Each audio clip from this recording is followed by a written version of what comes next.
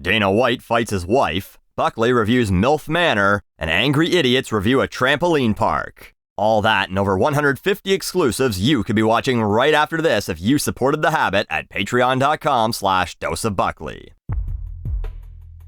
A few weeks ago, I taught you about Canada's MAID program. That's Medical Assistance in Dying. And today, in A Canadian Tells You About Some Canadian Thing You Kinda Heard People Getting Mad About but didn't do any further research about, I thought I'd talk about Bill C-11, Canada's Online Streaming Act. So, Canada is a little self-conscious about the fact that Canadians don't like Canadian shit. Strap in, by the way, I feel like I'm going to say Canada and Canadian a lot in this video. We have rules for our traditional TV and radio services that say 35% of the shit you broadcast has to be Canadian shit, eh? Problem is, no one watches or listens to traditional TV and radio. So, the government here introduced the Online Streaming Act, or Bill C-11. It hasn't fully passed yet, and let's just start this off by saying that I don't support it. Can I do that so I can throw this in your face later? I don't support it. I think every government should pretty well piss right off when it comes to trying to regulate online spaces. But I also don't support fearmongering, which is exactly what people are doing about this bill, including YouTube. I got this comment on a video a few months ago. If Bill C-11 goes through, then the government can control what we see or don't see online. Which isn't really true. At worst, what Bill C-11 would do is eventually put streaming services in a position where they might have to push some extra Canadian stuff, or prove that they are monetarily beneficial to Canadian broadcasters. How about we get the boring shit out of the way first, okay? This is from the most recent draft of the bill. This enactment amends the Broadcasting Act to, among other things, A. Add online undertakings for the transmission or retransmissions of programs over the internet, as a distinct class of broadcasting undertakings. And B. Specify that the Act does not apply in respect of programs uploaded to an online undertaking that provides a social media service by a user of the service, unless the programs are prescribed by regulation. So, right off the bat, it does not apply to shit uploaded by users. A dose of Buckley does not have to adhere to the Canadian Radio, Television, and Telecommunications Commission. Further down, we have these exclusions. A person who uses a social media service to upload programs for transmission over the internet and reception by other users of the service, and who is not the provider of the service or the provider's affiliate, or the agent or mandatory at either of them, does not, by the fact of that use, carry on a broadcasting undertaking for the purposes of this act. I'm not carrying on a broadcasting undertaking. And an online undertaking that provides a social media service does not, for the purposes of this act, exercise programming control over programs uploaded by a user of the service who is not a provider of the service or the provider's affiliate, or the agent or mandatory of either of them. In other words, YouTube does not exercise programming control. They got rules, sure, and most of them are pretty shitty, but they're not like a network which decides what can and can't be on the network at all. What this act is clearly trying to target is shit like Netflix, Disney+, Paramount+, actual broadcasting companies who have come into Canada and then said, hey, thanks for giving us your money every month. Here's all the American programming you could ever want. And Canada's like, hey, if this were a regular TV channel, you'd have to adhere to our rules. And they're like, yeah, well, good thing we're not a regular TV channel, dipshit. SRDs, Trudeau. You can't do fuck all. We're on the internet. We ain't putting your crappy Canadian shows on our service. Find someplace else to dump your Degrassies and your Murdoch Mysteries and your Letterkennys. Can we recommend the nearest landfill? So, here we are, with parts of the bill saying things like it specifies that the CRTC must regulate and supervise the Canadian broadcasting system in a manner that ensures that any broadcasting undertaking that cannot make maximum or predominant use of Canadian creative and other human resources in the creation, production, and presentation of programming contributes to those Canadian resources in an equitable manner. In English, if Disney Plus is going to broadcast here and isn't going to put Canadian programming on the service, they better cough up some money. That's what this is about. Is this any better? Again, I'm not in favor of this shit, but that's what it's all about.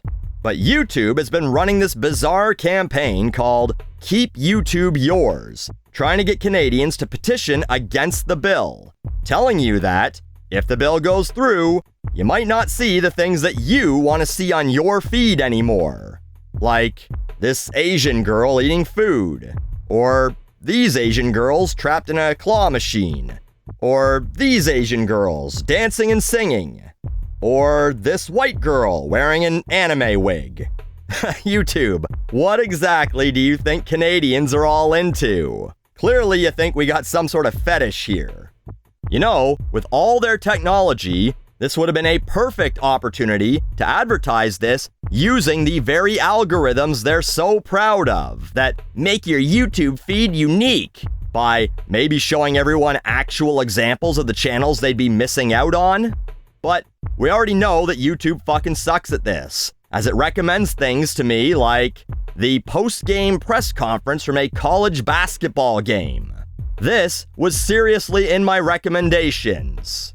I don't like press conferences. I don't like basketball. I'd really barely tolerate college. I'd take the fucking girls in the claw machine over this any day of the week.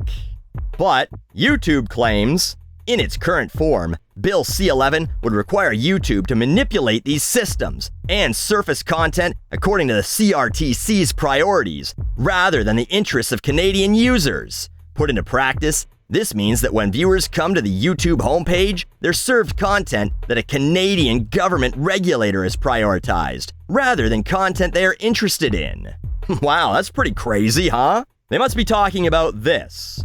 The Commission may make orders imposing conditions on the carrying on of broadcasting undertakings, including conditions respecting the presentation of programs and programming services for selection by the public, including the showcasing and discoverability of Canadian programs and programming services. Oh wait, except, what's this?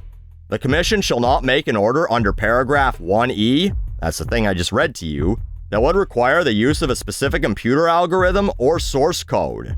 So, we already established YouTube is a social media service and not a broadcaster. I'm not a broadcaster, and they can't order YouTube to use algorithms to force Canadian content on anyone.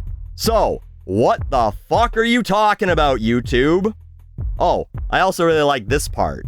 When users are recommended content that is not personally relevant, they react by tuning out, skipping the video, abandoning the video, or even giving it a thumbs down.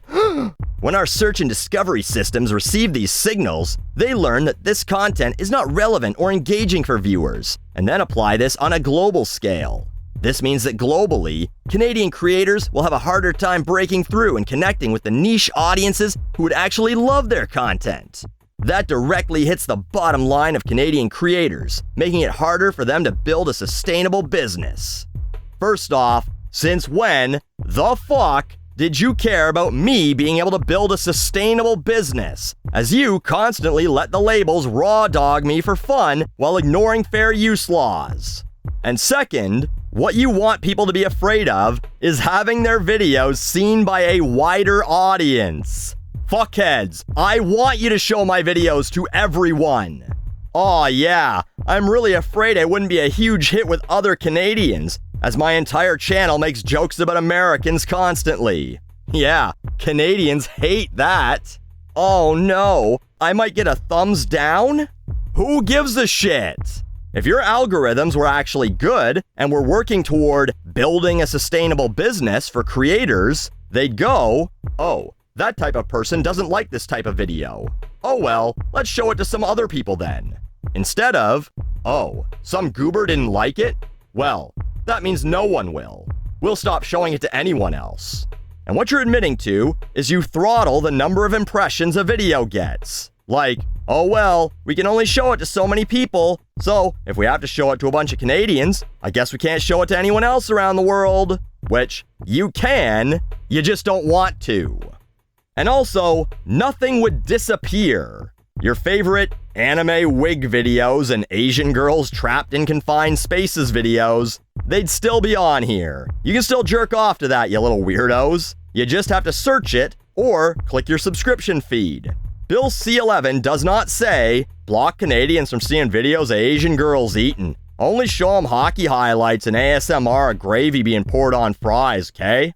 Yeah, I'm against the bill, and other Canadians should be too. But be against it for the right reasons. Because the government doesn't need any more control over shit on the internet. Not because Big Momma Suz makes you think that they give a fuck about your channel being seen by the right audiences. Because if you don't suck, the right audience is any audience.